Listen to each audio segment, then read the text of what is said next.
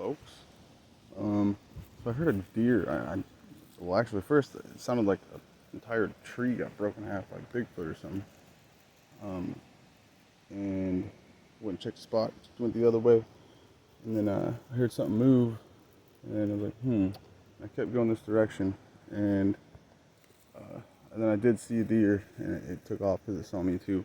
But walking around this area looking for mushrooms, and I'm super pumped because I totally just uh, came across one. If I can turn this around.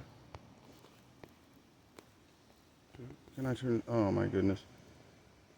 Okay, well, that sucks. Anyway. That sucks. Okay, so anyway, came across a mushroom that I've just been waiting to find. They come up around, let me get to it. They come up around, they start coming up about spring, and their peak season is going into fall. And it's August 1st, and guess what I found? Oh, fucking knife. Bam. Chicken of the woods. Super pumped. Such a good edible.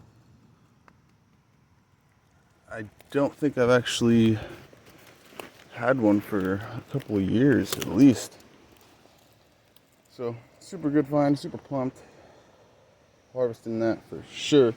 Looks like there was others growing around here, but they've died off. But man, awesome.